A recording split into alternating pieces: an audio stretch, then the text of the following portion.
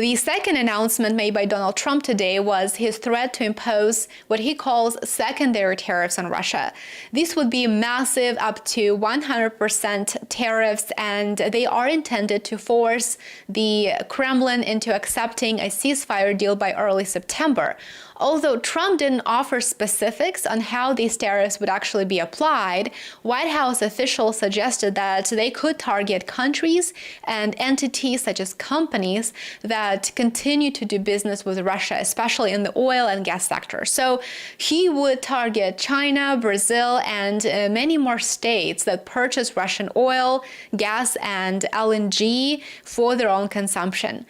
Trump's statement on the Ukraine conflict appeared softer than anticipated because many actually expected immediate sanctions or more aggressive actions against Russia, such as the confiscation of the frozen sovereign assets. Instead, Trump offered Moscow a 50-day window to reach a peace deal, delaying proposed high tariffs. Markets actually responded positively after this announcement, and Russia's stock exchange rose 2% during the day. The 50-day timeline coincides with reports suggesting that Russia may launch a major offensive within the next 60 days to solidify control over Kherson, Zaporozhye regions, and Donetsk and Lugansk People's Republics. Trump's approach appears to give both sides space to reset the negotiation landscape.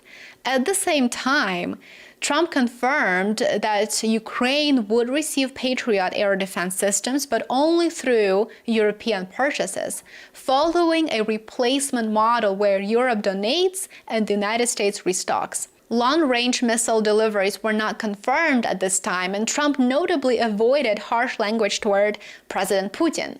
The overall tone suggests a transactional approach, of course, which is very typical for him, and he treats Ukraine more as a bargaining chip, not really a partner, of course. Trump seems to be aiming to avoid escalation while maintaining leverage over both Kiev and Moscow, hoping to strike a deal later. Does he have any leverage over Moscow? That would be a great question to ask, and arguably not much, if any at all. However, given internal divisions in Washington, we know that his administration is very much divided on some of his key foreign policy action plans. So this plan that he just verbalized today remains uncertain and open to disruption.